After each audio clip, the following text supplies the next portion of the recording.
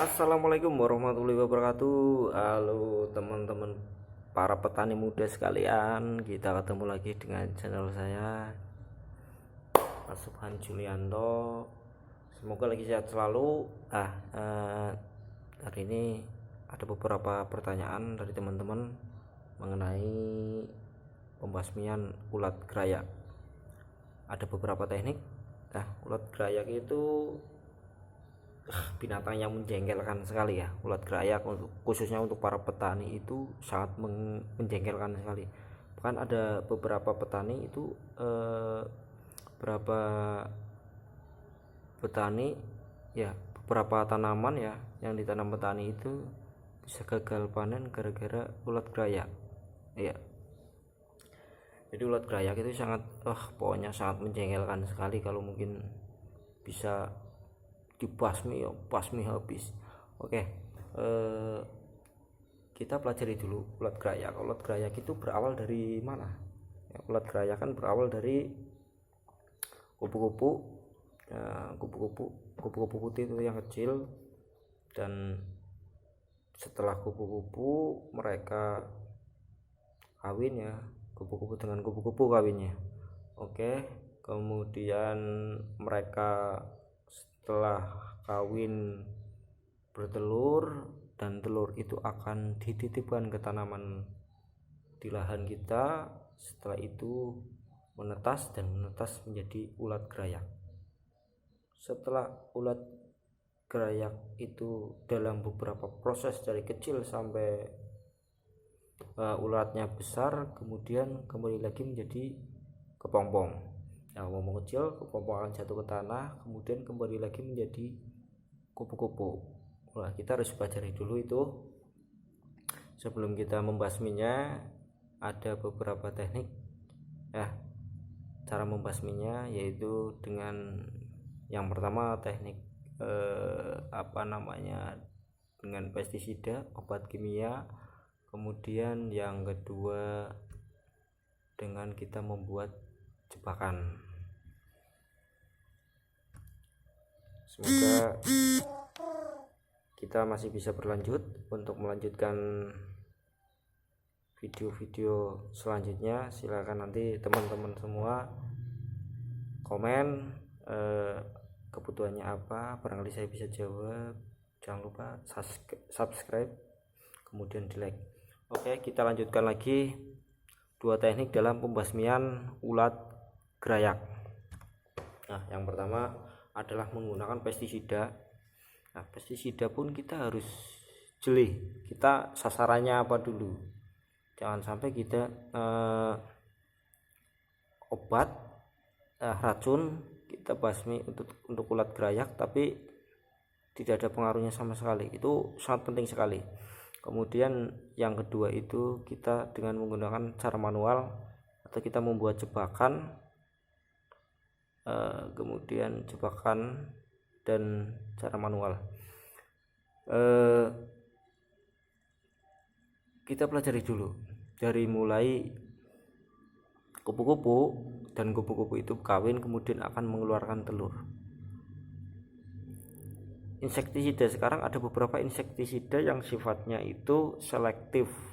Yang dibasmi adalah bagian telurnya ada, kemudian bagian larvanya juga ada.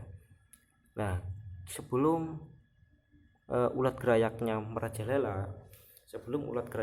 merajalela, kita ya yang jelas kita kalau petani tahu ya posisinya di lahan seperti apa. Itu biasanya ada, kalau misalkan mau musim ulat itu ada beberapa telur ulat yang berbentuk seperti kapas.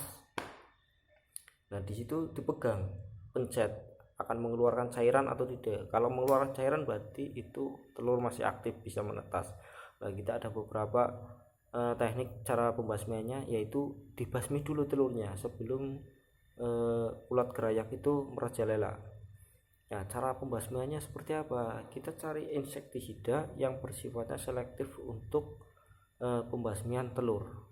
Seperti mungkin yang saya kenal itu ada beberapa, banyak sih. ya nggak usah sebut merek lah ya, nggak usah sebut merek. Ada beberapa insektisida yang pembasmiannya untuk selektif ke telur. Kemudian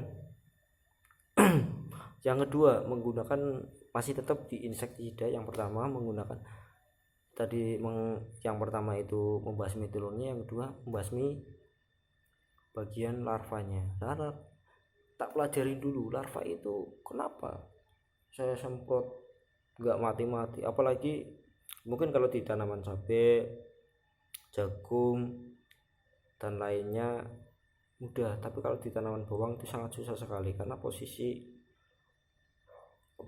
ulat gerayak tersebut itu ada di bagian dalam daun.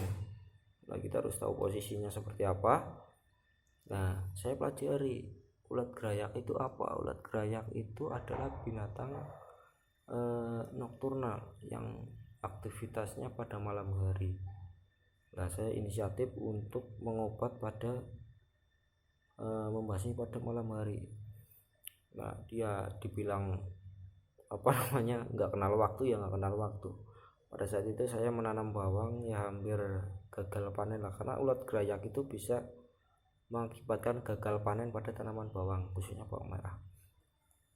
Nah, saya mulai mulai aktivitas untuk menyemprot itu pada malam hari, posisi jam sehabis maghrib jam 7, selesai jam 10 jam 11.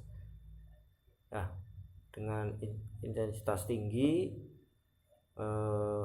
karena itu sudah hampir merajalela sekali, ulatnya tidak bisa dikendalikan, walaupun sudah obat dengan dosis yang tinggi nggak ada pengaruhnya.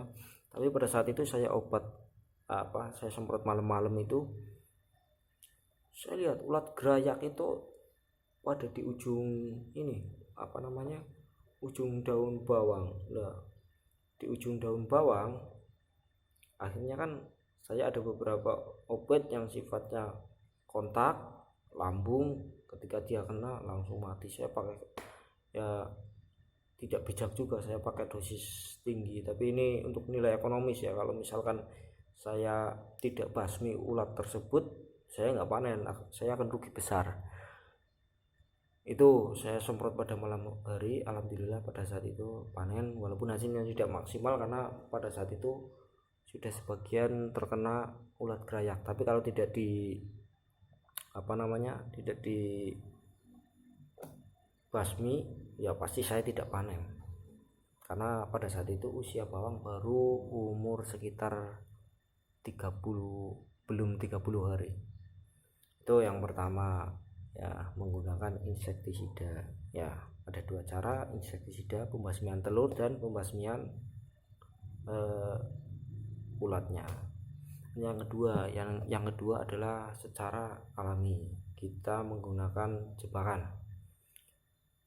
Yang pertama kita menggunakan jebakan pun ada beberapa variasi jebakan. Yang pertama, saya biasanya kalau lahan saya jauh dari listrik, saya menggunakan botol aqua yang dilapisi lem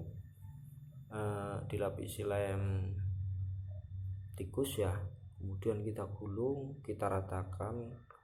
Silakan bisa lihat di video saya yang sebelumnya ada. Kemudian setelah setelah sudah selesai, kita pasang jebakan itu, dan nanti kupu tersebut akan menghinggap. Akhirnya satu botol penuh. Kupu-kupunya itu bisa sampai botolnya nggak kelihatan botol satu, kalau musimnya betul-betul banyak ya kupunya ya. Dan itu harus kita kendalikan dulu sebelum menjadi ulat gerayak, kita kendalikan dulu kupu-kupunya. Itu menggunakan jebakan botol yang dilapisi lem tikus, kemudian dipasang. Kemudian jebakan selanjutnya adalah jebakan yang menggunakan listrik.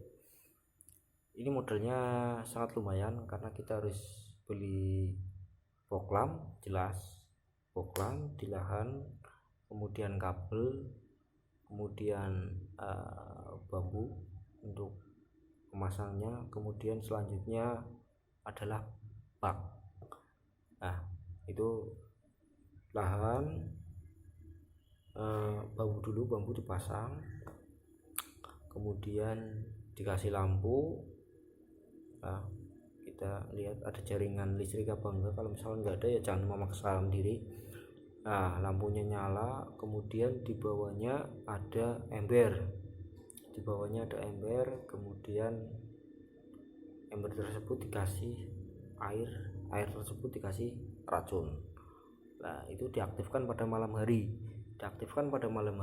Di situ akan ketika lampu nyala pada malam hari, otomatis entah itu binatang apa saja, entah itu kupu-kupu, belalang atau apa, pasti akan lari ke arah lampu tersebut, akan berkerumunan di lampu tersebut dan akan jatuh kemudian ke air. Setelah ke air tersebut sudah ada racunnya, akan mati di situ.